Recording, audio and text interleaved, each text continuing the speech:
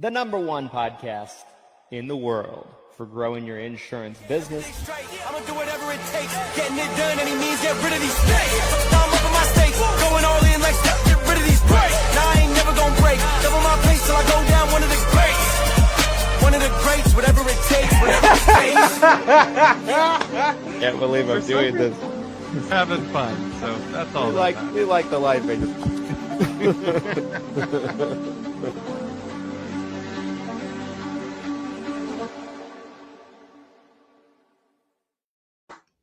All right, everybody. Welcome back into another episode of the Seven Figures or Bust podcast on a Monday morning. This episode 252.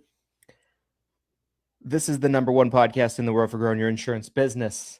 My name is Christian Brindle. I'm joined by my co-host, as always, Glen Shelton. Good morning, sir. Good morning. How was your weekend, sir? You know, my weekend was fine. A lot of playing with children this weekend. I even took both of them to the trampoline park. And I threw that baby all over those trampolines. You got some air, let me tell you. Oh, that is hilarious. Picture a distressed 1-year-old getting about a foot off the ground. Like, I bet if I throw him hard enough, he'll hit 3 trampolines. Watch. It's like skipping rocks. So,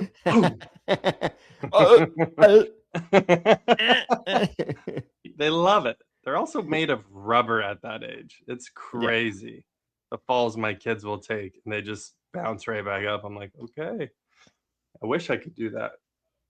No, it was a good weekend. Got some work done. Got some awesome content filmed for you guys. I'm really excited about that. We'll be dripping out throughout the week, and a lot of playtime with the kiddos.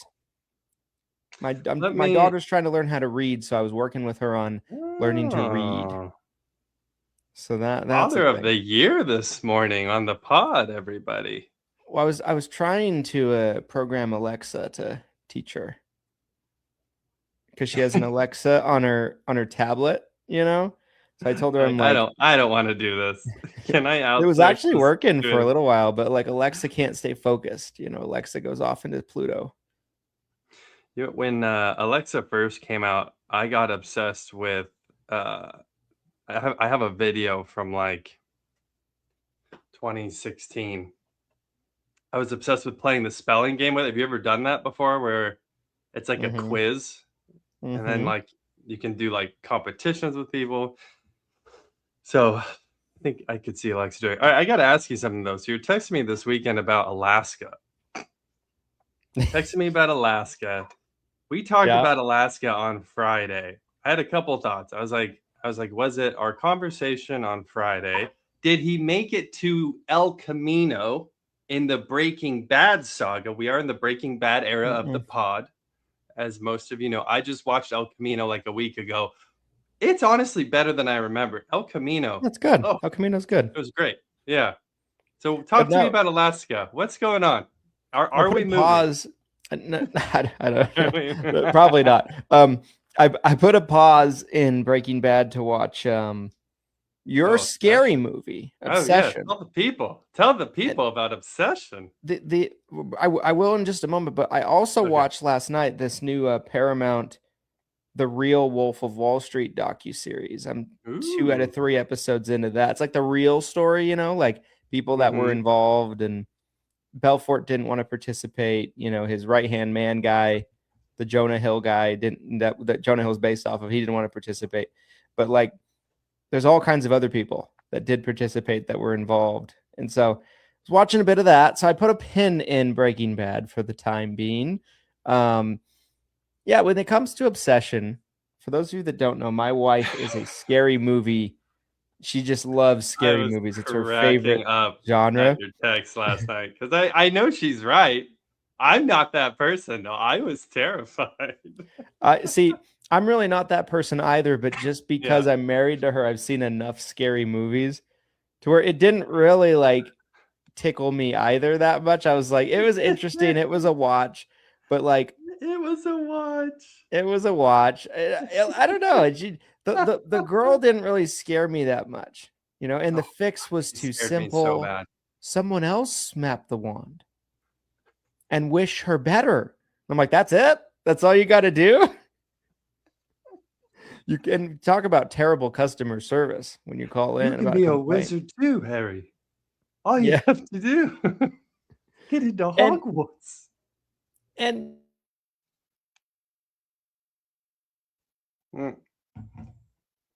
we lost you. We lost your audio, sir. Sorry. What I was gonna say is, let's be real. Don't we all want our significant others to be that dedicated to us? No, not to that. No, absolutely not. Absolutely not. I was terrified by the whole situation. I was watching it late at night by myself, which added to, I think, the scariness level of. I also don't watch that many horror movies, but what did you think of like the fact that entire movie was $1 million though? Is that not crazy to think that whole thing was just $1 million and how much money it's made? Yeah, I mean, I think it was pretty impressive for what they spent on it. The production value was pretty good for what they spent on it. I feel like I've seen that movie 800 times though. Like Being Married to My Wife, like that exact movie. You know what I'm saying? Like, so yeah. I was very surprised that it's been so successful. I'm like, this is like cookie cutter scary movie, like the template. I'm like, what's so special about this movie? That's what I walked away thinking a little bit. It was all right. It was watchable. It was a vibe. It was a vibe. It was a vibe. The critics. All right. Tell us about Alaska. I got to hear about this Alaska thing that happened. What's going on? Well, our conversation about Alaska got me thinking about Alaska. It was. I knew it. It was Friday. It was that. Guys, 251. Go back and rewatch. It was a banger. About a year ago, I was thinking about Alaska as well. And just like, being in like, wonder what it's like up there. Started doing some research and stuff. And so, No, your mic. We lost your mic again. We thought we had. I fixed my mic, and I didn't. I clearly didn't. So we got to go back to the drawing board on that. But what was I saying? Oh yeah. So if there's any Alaska residents that are that listen to the show, you can probably add to my armchair quarterback knowledge base here. But I think beautiful, scenic, weird weather, right? Like there's only like 4.5 to 5 hours of weather in the peak winter, or 4.5 to 5 hours of sunlight, during peak winter season. So that's strange. It's like dark for 20 hours a day, 19 hours a day. It's one of the most dangerous states in America. It's like Compton. The whole state is like Compton. That's part of the selling point for you. You're like, I want to be in Compton everywhere. No. Is it okay? Let me ask you this: is it more so the blue ocean of Medicare that is exciting you about Alaska, or is it like the wilderness off the grid aspect, or is it the combo of those? It has nothing to do with Medicare or insurance or anything like that. Well, you mentioned it in the text this video. Well, I always have to. I don't know. It's just interesting. It's interesting. It's more. It's the most different place I feel like exists. That I mean, Hawaii's very different and things like that, but Hawaii's insanely expensive. Taxes are nuts. Like, there's no state income tax in Alaska. You get a rebate for living there as a resident. Like, interesting things like that. It's got to be on a short list of the most unique places you can be. Totally. In America. And you're still in the U.S. somehow. Somehow yes. You're like so far away, but still land in the U.S. It's so crazy. Yes, agreed. Yeah, agreed. We have a lot to cover on today's show. So yes. For those of you that were curious, over the weekend I was watching some clips from Mr. Daniel Martell. Oh my Lord, I love him. And I watched a few this weekend too. And I know you are. I know you're a big fan. I'm a fan. And he has these videos where there's these short clip form videos where he gives basically business advice, life advice, things like that. And I thought it would be interesting for us to react to these. Please. I love his content. I love him. Let's go. But before we do that, we probably should take care of some housekeeping and talk about this episode's sponsor. Guys, episode 252 is brought to you by none other than Lead Heroes. Guys, if you didn't know, we have 10, 11 days remaining of our Lead Heroes 50% off 4th of July offering. Okay. Leads that are Medicare supplement leads, final expense leads, turning 65 leads, dental vision hearing leads that are call verified, exclusive to you, right? Like if you have an agent buddy and his name is Billy, you and Billy aren't going to get the same leads. Okay. It's not going to play that shit. Okay. But they're also real time, and they're also 50% slashed on the retail pricing until the end of the month. This is typically only an offering that we provide to our contracted Everything Senior Insurance Premier agents. Internally, we've never done a price slashing this much. There are going to be some orders depending on where some of you guys live. You live in Boktok, Kansas or something like, and there's 10 people in the whole town. We're going to lose money on that promo because we got to call all 10 till we generate you 10 leads. Okay. That might take a while. It's so hard to make it through one of these read-ins with you. I just like can we get through the 2 minutes? Will we make it? Guys, check it out. Leadheroes.com, 50% off. And if you live in Kansas, I apologize if I offended you. Residents. Kansas. Where do you come up with these? Entire state of Kansas right now is like, ban Christian from ever coming here. How dare he? Is it going to be like Andrew Tate? I'm arrested on site and extradited somewhere. Yeah. Extradited to Kansas. Immediately into prison. Watch out. Don't go to Kansas. By the way, I don't know if you heard about that whole situation. I did not. He was arrested over the weekend, and he will be extradited to the United Kingdom on 52 charges. Something crazy. Like that. Crazy. Crazy situation. Anyway, shifting gears, I wanted to make sure we had enough as much time as possible to kind of get into these links and these short little clips here. These are interesting. Randy, really fast. Randy, if you're watching, if you could do the people at home a favor, drop the link for me, good sir, into the comments here in the 7-Figure Medicare Agent Facebook group. So you guys don't even have to type it into the browser, leadheroes.com. You can just click the link and get those 50% off Lead Hero leads. All right, Mr. Brindle, continue. All right, so I'm going to share my screen, and we can go into the first one here. Okay, so for those of you that don't know, how would you characterize Dan Martell? So, 20-second overview on Dan. He has kind of like a serial entrepreneur vibe to him. Started a bunch of companies. Finally, I think had a couple of software companies that really took off for him back in the late 90s. So he's been in the game a long time. Now he's an investor. He's an author. He really came onto my scene a couple years ago with the book Buy Back Your Time. And he's obsessed with the concept of kind of leveraging time. So I don't think he's a billionaire yet, but he's on the path to becoming a billionaire. And I really enjoy his content from a business perspective. That's as do I. I think I think. Oh, what was that? An off-scene crack. We didn't even get to see it for the audio. Oh, it is an orange Celsius. Of course. I'm into it, you guys. So, when I think about Dan Martell, I'll kind of give a little bit of feedback on my side of things. Please do. When I first started listening to online content and gurus, the big names at the time were Gary Vaynerchuk and Grant Cardone. amongst a few others, right? You know, you had Russell Brunson. I don't feel like Russell Brunson ever got as big from a content perspective as those guys did, though. No. You know what I mean?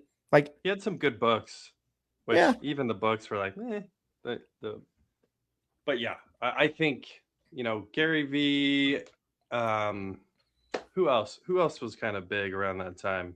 Grant Cardone was really blowing up around that time. Tony Robbins, you know, he's kind of getting more into the content. He was a little late to the content game, but you know, kind of some another one of the gurus out there. Nowadays, though, you know, if you go back even a couple of years, those guys are still around, but I think the people that are really, and I think as time has gone on, you've had a marketplace of ideas that's been flooded with a saturation, if you will, of people that want to be business gurus. And really what ends up happening is the people that bring the most actual tangible detailed value,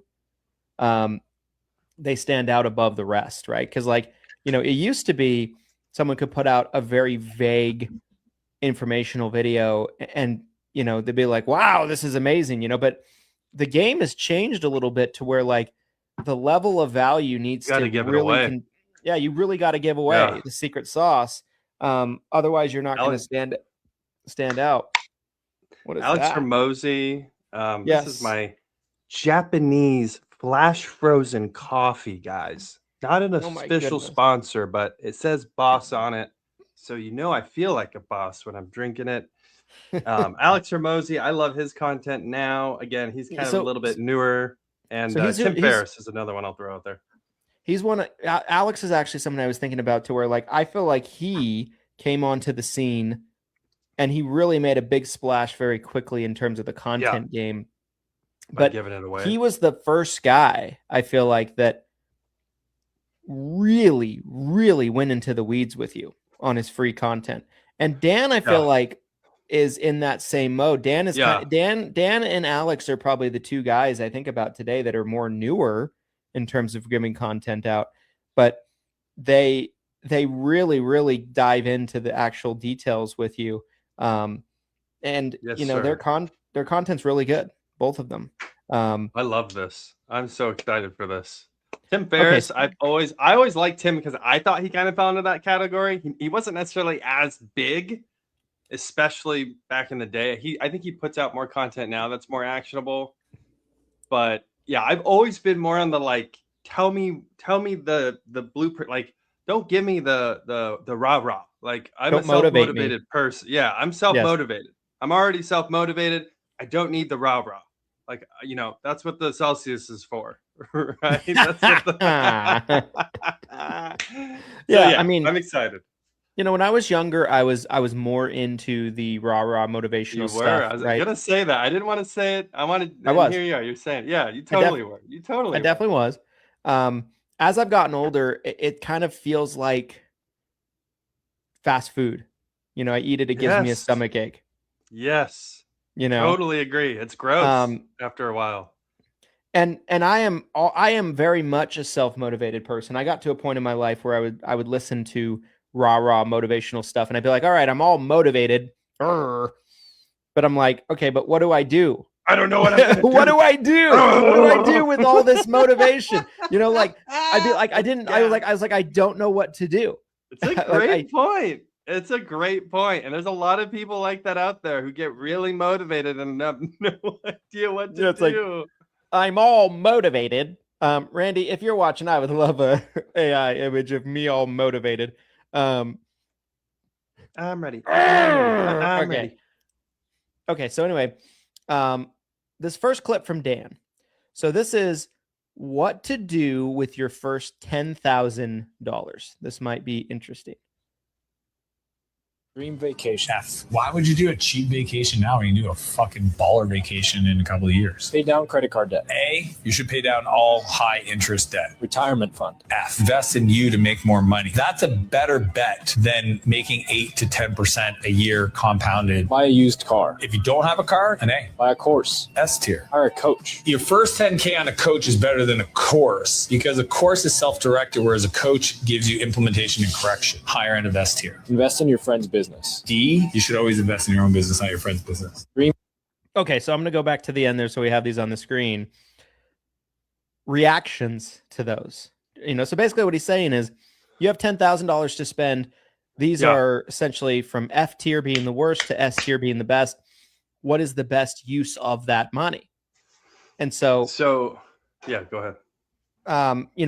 So there's a multitude of different things here. Reactions, I guess. Are there any you disagree with? I love this so much. I feel like we almost have to make this like a new segment of the show where we have to like react to, like, we pick an entrepreneur's content and we like react for a minute.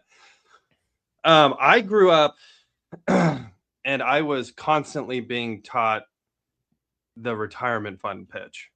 Yes. And over and over and over from a lot of people in my network at the time, from the time I was like 14 to 18 or 19, like I was taught over and over, like, look at the miracle of compounding interest. Look at this, which again, I'm all for savings. I'm all for investments.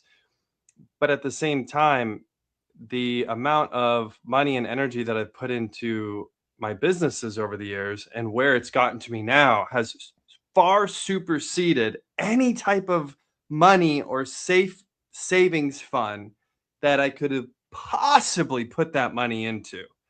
I would argue it's probably somewhere in the neighborhood of 5 to 10x. Like, it's hard to like really give you an accurate number comparison, but I would have to assume the sort of income my businesses are generating now versus the sort of income a safe savings account, something like a really diversified mutual fund or a high yield saving, or an annuity, the type of stuff that a lot of people preach is like the ultimate wealth driving machine here in America. So I love to see that he categorized that as an F. That gives me just warm fuzzies in my chest. What was your first reaction though to this? Yeah, I totally agree on the retirement fund. So, I was always taught that same thing growing up, by teachers, parents, authority figures, things like that. Save your money, little Billy. Yep. Put in a retirement fund, little Billy. When you're 65. And it was actually the person that actually smashed that for me and I never ever looked at it the same way again was actually Cardone. Cardone was like, he's like, you gonna tie your money up till you're 60? That's stupid. And I'm like, that is stupid. I'm like, I don't want to wait till I'm 60. You know what I mean? Like, that never ever left me, but that is a legitimately hated opinion to have these days. It's kind of like, that college is a waste of money. That's like a despised opinion from a lot of people. It's a very similar vein. I don't know if it was necessarily anyone that smashed like the paradigm for me. I think the thing for me was there was no, like, you look at all these people who built businesses and had tangible income a lot sooner in life. And I'm sitting here thinking, I'm like, you want me to lock away all of my money and hope that I even live long enough to then potentially enjoy it later? Like, I'm like, I can't, it didn't land for me. And it was pounded into me. It was literally, I had so many people. I had my scoutmaster at the time. I'll tell you the story really fast. He was a financial, my scoutmaster, I swear, the true story right now, true story, Scout's honor. My scoutmaster was a financial advisor, pretty successful financial advisor. I think he was even managing my parents' money at the time. Okay. And he had printed out what's like with the life insurance policies? What's it called when it shows you like the cash value buildup? Policy illustration. The schedule, the illustrations, right? And we were all sitting around the table and he's passing out these illustrations. He's like, look at this. Look at all the money. You put $10,000 in now and $100 a month for 30 years. Guys, you're going to be millionaires, multi-million. You're going to get to 1.8 million by the time you're 60 years old. Like it's some sort of I'm so glad that little Glenn didn't jump on that ship. Oh yeah. My God. Real quickly, I'm gonna fireball. I'm gonna really please track the rest of these because there's a lot more of these to go through. I actually have a pretty good list of these. Okay, so vacation, totally agree. When I was Totally younger, I went on a couple of like luxury vacations, and while they were fun and while I had a good time, they weren't a good use of my money. My first AEP, I can't remember exactly what I made. I think I made like 11 or 12K, something like that. Which sounds like nothing, but to me at that time, that was more money I've ever seen. I spent all of it on vacations that year, the following year. That's a regret I have. I could have done so much with that to grow the business.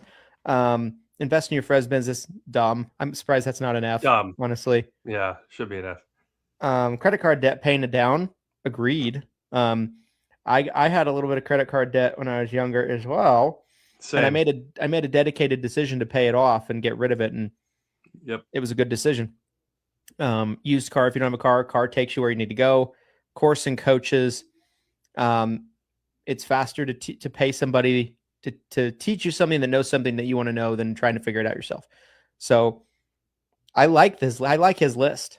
I think it's very, very good. And investing in your skill set as the S tier, right? The most important thing you can do, so whether that's a coach or a mentor or, a course, shout out to 7-Figure University. Mm-hmm. Super cool to see some of you this weekend jumping in there, spending time with Christian on the weekend. Yeah. Spend time with me. Definitely S tier. Love investing in those really specific skill sets that can really help you get from A to Z in your business. Okay, the next one, ranking ways to lose money. I love this. Here we go. Oh, and it's based on 1 to 10. Restaurants, 9. So much work. Every day I got to margins are so bad. Yes. Okay, so maybe we do these one by one. So restaurants, 9 out of 10 in terms of ways to lose money. Thoughts on that? That one kind of surprised me a little bit, as I've never ran a restaurant, owned a restaurant, so I don't know, but I could see it. Yeah, I've never. I think it's always one of those things where, like, it sounds really fun. I mean, we spend a bunch of time eating, right? All of us do. And then you've maybe even been to a restaurant that's really successful before. I mean, when I'm at In-N-Out and I see a line out the door, I'm always like, holy hell, like the money this thing must be throwing off is insane. But the average restaurant, it's, first of all, the failure rate's like 85%. The margins are as narrow. You're usually making like 10%. Unless you have a household name like Gordon Ramsay and you can throw your name on the building and charge a bunch of extra money, it's such a brutal industry. It's brutal. Agreed. All right, let's go to the next one, which looks like it's day trading. Day trading. Day trading, 6. Easily will take your money. Drop shipping, 8. Okay, so day trading, 6. Drop shipping, 8. Thoughts on those two? Day trading's tough. At one point, maybe somewhere in the 10 to 15 years ago range, I thought I could kind of outsmart the market, especially stock options. It is really difficult, especially if you don't have an incredible amount of capital to be able to get in there. And even then, even when you feel like you think you have it all figured, there's so many variables in the market. President Trump gets on TV unannounced and says, hey, we just dropped a nuke on Iran. What do you think the market's got? It's like what do you, there goes the market, right? There goes liquidity out of the market. So it's tough. I think it's tough. Drop shipping. I've never personally been involved in drop shipping. My understanding is that it's kind of already come and passed because there's such a high volume of drop shippers out there. It's tough to get into it now. But I'm not really surprised by the rankings at all on any of these yet. What about you? I think day trading should be higher. I'm just not a believer in day trading, but. So you mean lower? I like, because if you're ranking ways, so like 10 is the highest way you could lose money, then I'm assuming. I think so. I think that's the way I'm interpreting this. So I think you it should think day trading should be lower, like 8 or 9 probably. I don't disagree with you there. Yeah, I don't disagree with you. All right, we'll keep going. Most people are going to lose money. Hiring a coach. 3. Most people lose money because of them. I don't think the coach is the reason they're going to lose the money. Real estate. Okay, so hiring a coach. Preach, 3. brother. Preach, Thought that brother. was very well said. Good Lord. That was incredible. Thank you, Real Dan, estate. for that. 4. You wouldn't lose that much money. Gambling. 10. I don't get it. Lawsuits. 8. Most people that get into lawsuits, it's emotional and it's not logical. Divorce. 10. If I was in a business that lost half of my fucking business, that is bad business. Okay, so the final ones here, right? Gambling, 10 out of 10. My wife enjoys to gamble, and so do I when we go to Vegas and stuff. But like, I try to explain to her how stupid it is, and like it's just for entertainment purposes and things like that. And purely recreational, yeah. She's real interested. She's always been interested. She never really bought any before because it's illegal in Utah, but she's always been real interested in like buying lottery tickets. And I try to explain to her, I'm like, you have a better chance of getting hit by lightning 3 times in the same place. Or more. Or more. Like, yeah. You know, I'm like, she's like, but what if I won? I'm like, you know how many millions of people have that logic? Like, what if I won? And I told her, I'm like, you might as well just take, $10, $15 and put it in the toilet and flush it. You have the same result. When I was in college, I was convinced that I had scratchers figured out. I was like, I swear, $2, it was the $2 crosswords. And I was convinced that it was a numbers game, that if I bought enough, so if I took like $100 in and I get $52 scratchers, that I'll play the numbers game and I'll come out on no matter how many times I try, it never works out. And you want to know why? It's because it's always on the house. The house always has the edge. Yes. Even if you have a short-term gain, you go to the casino, you're sports betting, you're doing scratchers, you hit the lottery. It's a short-term gain. If you play long enough, you will lose. You will be a loser. That's how they stay in business, guys. It's so simple. I think those casinos got so big by accident? Yeah. Nope. They did win. Because you keep playing. All right. And they win every night. All right. Next on the list here. Really fast on the hiring a coach one. What did you think about those? So that was his lowest on the list. His comments, guys, were, if you're losing money on your coach, it's probably you and not the coach. Well, what do you think about that as someone who has coached many, many, many agents over the years? I think for the most part, that's true. I think if you have a good coach, a good program you're going through, but man, there's so many people that have programs right now. Like, and I do think some are like legitimately dog shit. So I think there's some nuance there. Like if you go into a program that literally has no tangible like direction, and maybe it's taught by someone that's not done what you want to do. I don't know. I see nuance in that one. If it's a good coach, a good program, then I would agree with it. Yeah, I mean there's some snake oil salesmen out there for sure, right? There's definitely some bad coaches, but how many times have we mentored an agent and they just didn't take our advice? They didn't. All the time, every week. Yeah, constantly, daily. So I love that one. All right. I'm going to play this one in its full and we can react. Okay. School won't make you rich. School was never designed to make you rich. School was designed to take people that used to work on a farm, teach them how to work in a factory, and go work in a factory and shut the fuck up. Clock in, don't ask questions. Most people go to school, go to college, and they go, all done, no more classes. And then they're like, why am I not more successful? You know what helps people get rich? Taking risks, betting on themselves. School doesn't teach you that. School says study, memorize, finish this test. None of the things that you get graded on in school on a test reflect how you get rich. School is never. Thoughts? Yeah, I mean, I got my associate's degree.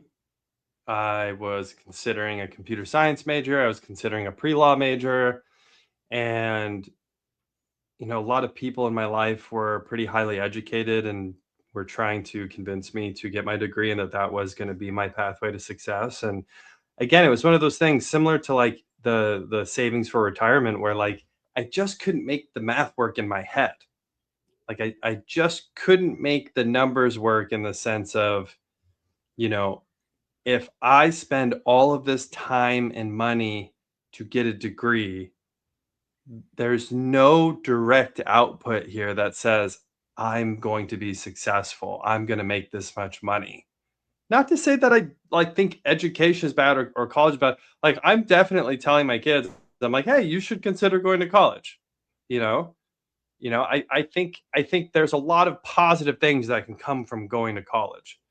But from a financial perspective, taking out a 6-figure loan to get a 4-year degree, which so many people I know have done, is probably not going to have a positive impact on your net worth for a really long time. It's not the type of bet that it was 20 years ago, 30 years ago. I think college education, it's almost like the internet has devalued college education it's like the more popular the internet got and the easier access to information you got online, and then at the same time, somehow college education went up in cost. It's like, how is it that college education has become less and less valuable, but at the same time, the colleges are like, hey, we're going to keep charging you more and more and more and more. It used to be, guys, you could get a 4-year degree for like $10K. And now it's literally the inflation, because again, the colleges are a big business now. They're making a ton of money, guys. It's crazy. So I'm trying to be a little middle ground on this, because I know there's some people really have really strong feelings about this one way or the other. I'm definitely in the camp of you don't need to go to college to be successful. In fact, some of the most successful people never went to college or dropped out. Yeah. Right. Yeah, exactly. Yeah, my opinion is I felt so strongly about this at one point in my life when I was like 23. I self-published my first book ever. That's how I learned how to do it, about why college was bullshit. Like literally. It's like I did a lot of research and study for that book. Okay, so I take a little bit of a stronger stance. Sure. Like I will tell my kids, you shouldn't go to college. You'll spend a bunch of money and get nothing. That's what I'm gonna tell them. You're not wrong. And I think there's exceptions to the rule. I think if you're going to be a doctor, a lawyer, some very specific career like that, you don't have a choice. But outside of that, the vast majority of people statistically that get a degree don't end up working in that field. So I think it's like 70%, 75%. So if you get if you get 100,000 in debt, 150,000 in debt for a career that you don't even go into, you never have an ROI on that. Correct. And you're going to pay it off for 20 years, 30 years. I think my counter argument to that, to play devil's advocate, is that there's potentially intangibles like networking and relationships and the experience of, you're a little kid, you're getting out of high school, you're trying to figure it out. Again, I'm still like, if I had to pick today and I had to go back in time, I wish I had dropped out sooner. That's the truth. I wish I had dropped out 2 years sooner. I wish I had done maybe a year instead of, I did 3 years of college. I wish I had dropped out after a year and I could have gotten those 2 years back. I'd be further ahead now than I am. The other exception to the rule I'll say is like, if you can get into like a Harvard, or some school like that, that's worth a lot more. Then to me, I think the networking matters. Great I think it's nothing about what you're going to learn. You're not going to learn anything that's valuable. But the people that you'll network with, like future senators, presidents, go to places like Harvard for that reason. So I think that's an exception. When I hear about, the networking of college, is it really that important to network with a bunch of people at your local community college that they're going to work at Taco Bell? Yeah. Like, what's the point of that? What's the Phoenix one? The online university? My University of Phoenix degree is very prestigious. There's definitely something to be said. I think that's a great point. Is there's a handful of Ivy League colleges where that diploma means a lot more than any other college. And the people you're going to be surrounded with are also going to be completely different than any other college. I think that's a great devil's advocate point to make for sure. Okay. Next one. This next one here is shit or superstar employee edition. Exactly what you're paying them for. Shit employee. I want people to show up and create more value than they're being paid for. Get stuff done, but heads home early every day. Superstar. I don't care about the work hours. I care about the person who's super efficient. Push back on ideas all the time. Fuck that person. Shit employee. Work. I need to find the people that are going to tell me how it's going to work. Makes sense, but documents. Superstar. All four making mistakes. As long as you document them, you learn from them. Game on. Escalates all their problems to their leader. That's a shit employee. Solve the problem. Shit. Yeah. Something. Why don't you just do it? Yes, Dan. Superstar. I like somebody who knows what they're worth and is going to ask for it. Doesn't go to the team happy hours. Shit employee. I need somebody who's committed to the values, the culture, and not just looking to get a paycheck. Does exactly what you're paying. Okay. Maybe thoughts on this one? I feel like this is you. I feel like this is your list I'm looking at. Again, I think Dan's batting 1,000 on this one. I think that on the first one on the superstar list here, guys, it's get works done but leaves early. Like when you're managing remote employees, we have some remote employees that are even on a salary. They're not even hourly. And in that situation, I'm not measuring the time. I'm measuring, is this getting done? And if it's not getting done, why is it not getting done? The most important is, does the employee get the work done? Is the work getting done? And am I satisfied with the work that's getting done? So I love that. I'm having a hard, let me see if I can make this a little bigger on my, makes mistakes, but documents them. Absolutely. When an employee comes to Christian or myself and says, hey, I fucked up. This is what happened. And this is how I think we can avoid this, or I can avoid this moving forward. We love that. We love that. We just had that happen not too long ago, and we were both stoked about it. Ask for a raise every 6 months. Again, if it's a situation where that person is providing value and they're helping grow the business, absolutely. If it's someone that's not providing value, they're asking for a raise 6 months. Good luck. Good luck. Which we've had plenty of that. Yes.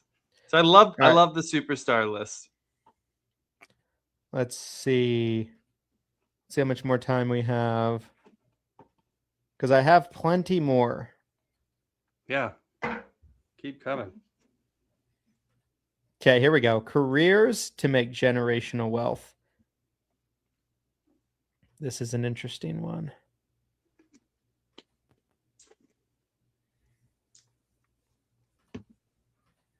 Okay, can you see my screen?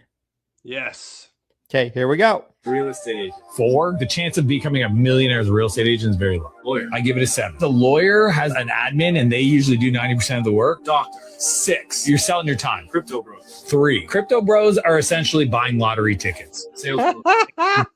It just depends on what you're selling. Software engineer. It's a 6, unless you work for Google. Not a good decision. Corporate executive. I give it a 7 because most businesses cap how much you can make. So you'd have to be in the right company. Professional athlete. 4. Financial advisor. I would give it actually an 8. The business model is solid. Investment banking. Potential to become a millionaire? 9. They're part of the flow of funds. Entrepreneur. 10. Entrepreneurship is the only one where you're actually building the vehicle. A lot of these other professions, you're kind of stuck inside of what you're selling. Okay. Reaction. Yeah, I think this list is again, I think it's pretty accurate. If you are, I love my favorite was really the crypto bro, because I know a lot of crypto bros where they are literally all in on it. They're all in on it. And to me, it's kind of like day trading, where it's like, can you make money? Yes, absolutely. But a lot of times it is almost like a lottery ticket. I think the real estate agent, it depends. If they're a real estate agent and they're like working for a brokerage and they're just doing their 9 to 5, I also know some people in real estate that do really well and they're real estate agents, but they're doing more than just like selling houses. They're also usually involved on kind of the investment side, or they're flipping homes themselves, or doing more than that. So real estate agents, probably the only one I would argue is maybe miscategorized on this list. I would think that a lawyer would be farther down, because that's another one where you're, his argument for the doctor was you're trading your time, but aren't you doing that with the lawyer as well? Like, what's the difference? How is a lawyer above a doctor? I don't get that at all. Yeah. He's just spitballing, maybe just these on us. For the most part, I agree. I will say that video reminds me of the post in the group. I wanted to talk about that too. Maybe we can finish on that note. Yeah. Let's do that. Let's kind of react to that. I don't know if we want to pull the post up or just want to talk about it. You know the post I'm talking about, right? I'm fairly certain I do. Yeah. If you want to try to find it and pull it up, by all means, guys, I'll tell you what it is, especially for the audio only audience. We had a post come up in the Seven Figure Medicare Agent Facebook group, which if you're not in it, I don't want to dox. I don't want to dox anybody. That's fine. We're not going to blast anybody, but the post was, and this is a Chicken Little spicy post for sure. And the post was in their defense, I think they said that they saw it in another someone group, else's. Yeah. Thought it was interesting. I saw that. I don't know. I do think it screams Chicken Little vibes, and it definitely brought the Chicken Littles out of the woodwork.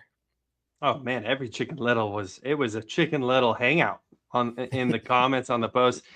It was one of the craziest posts I've personally ever seen in the group, and I'll recap it for you guys.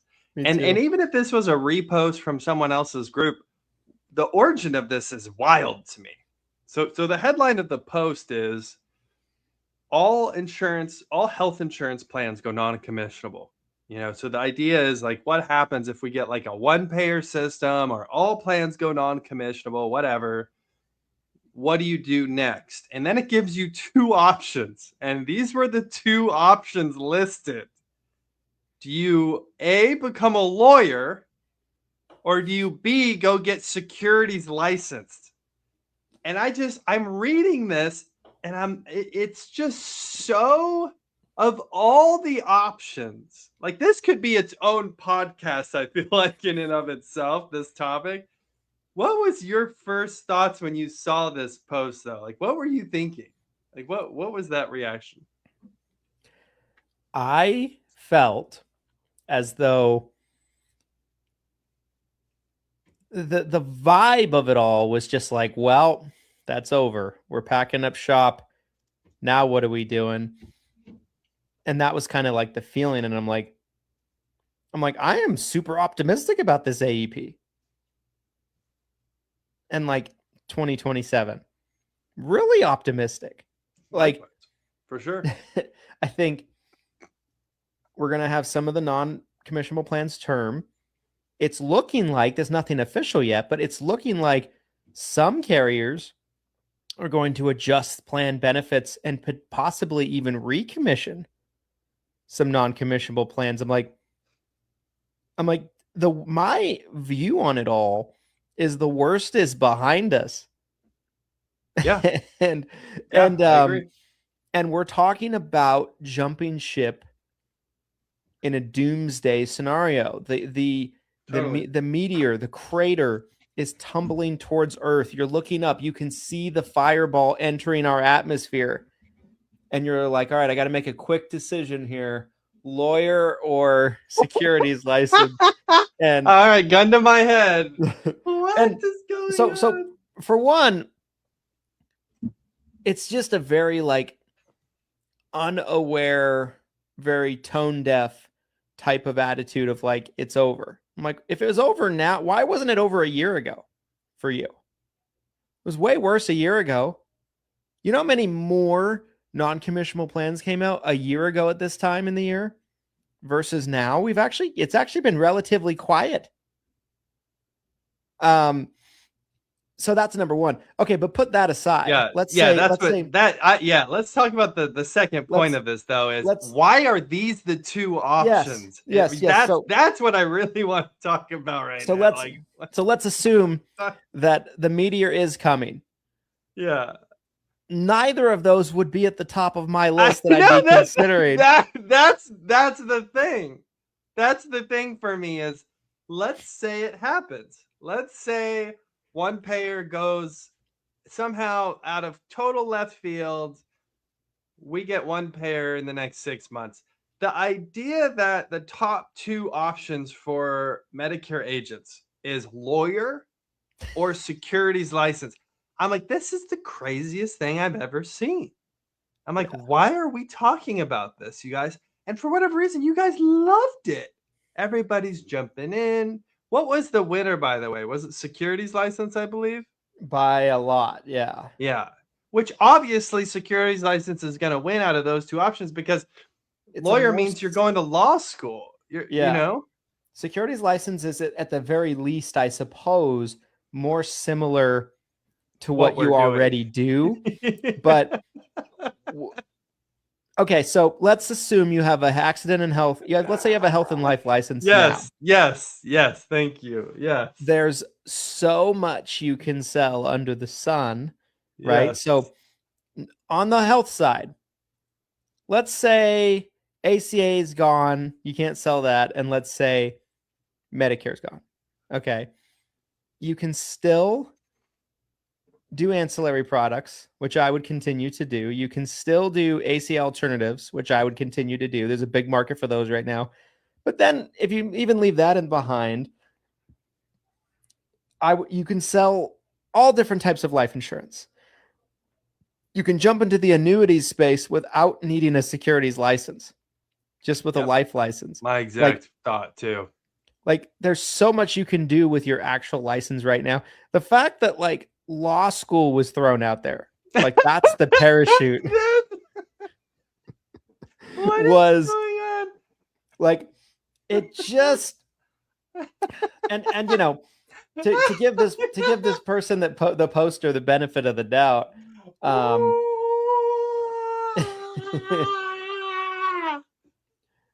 To give this person, you know, the benefit of the doubt, maybe they're already a lawyer. Maybe they already went to law school, right? Whoever created this, I don't know. Well, they said they just stole the post from someone else. They thought it was interesting, whatever, right? Right. Wherever the origination of the post came from, to me, the origination of the post had to have come from somebody that has a finite understanding of our space at best. I might do a Netflix style documentary tracking down the origin of this post. That's how crazy it's like. Where did this post come from? Why did this person decide to pick these two options? That was my number one thing though, is like assuming that this happens, you guys, assuming the meteor's coming. The idea that we're considering law school or securities license and that's a fascinating like two option spread here.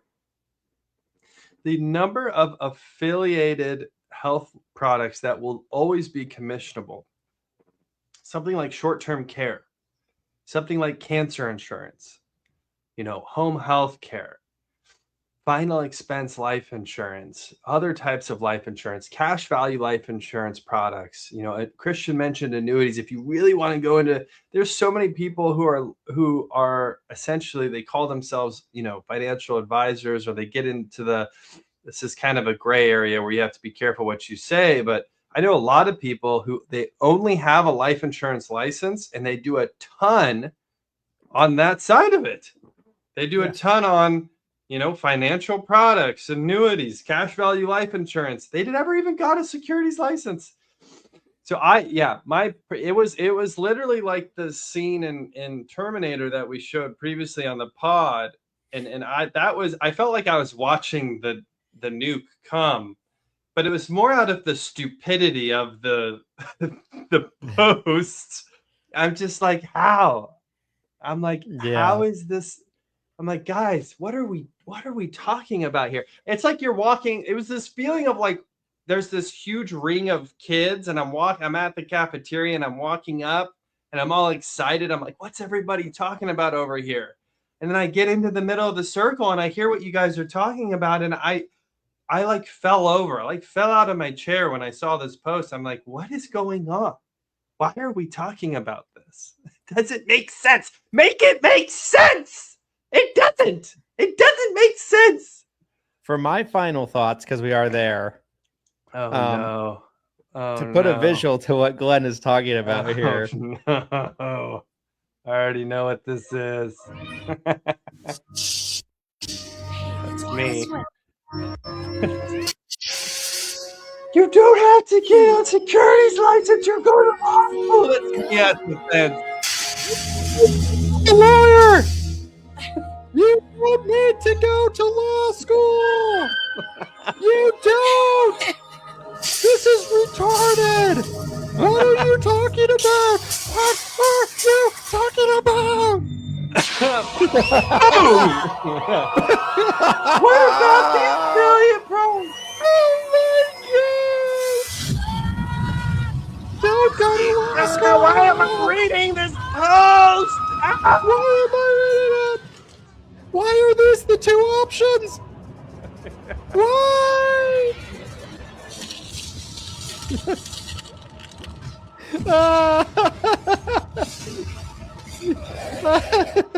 Your underground bunker.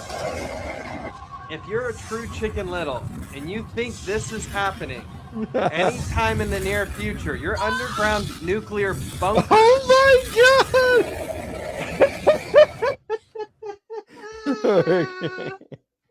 Your underground bunker is affiliated products like short-term care, cancer insurance, spinal expense. It's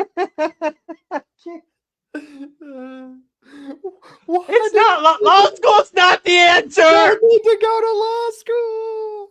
I literally saw that post and I was like, maybe I do need to just like get out of this industry. Not because I think the industry is failing, but because I'm so scared of that this has become like the a people that are in it. Yeah, I'm scared of you guys. I'm scared of you guys right now. I really am. Last year, everyone's freaked out by non-commissionable plans. This year, it's like, well, we're not seeing them, but what about, let's talk about law school. Anybody thinking about law school in here? Like, what? No, go to law school. There's options. Wow. I think the Matthew McConaughey scene would have been better for the analogy. The Maybe Interstellar. I'm behind the bookcase. I'm like, no, ancillary products. I'm like trying to smash ancillary product books. I'm like, look at short-term care. Look at final expense. I'm like smashing the ancillary product books off the shelves, trying to get your attention. I think I'm going to self-terminate and go to law school. I'm so scared of you guys. It's worse than Obsession. I thought Obsession was a scary movie. You guys are terrifying me. Stop. Right? All right. Probably, Glenn, we should probably move into your final thoughts. I don't know what else there is to say. Oh, man. Thoroughly enjoyed reacting to Dan Martell's content today. Guys, if you enjoyed this type of reaction style video, let us know in the comments. Comment below, comment wherever you guys are watching or listening to this. We appreciate your guys' feedback as always. And again, just to say it for the 100th time, there are so many great options to stay profitable outside of law school and getting your securities license if you're concerned about the future of this industry, which again, personally, I am not. I think this AAP is going to be a gold mine for those of you who have started to prepare like we have at ESI. So those are my final thoughts. Well said. Guys, if you enjoyed today's episode, like, comment, subscribe, give a 5-star review, whatever the platform of your choice will allow you to do. And we'll see you on the next one. Please don't go to law school. See you guys. Don't go to law school.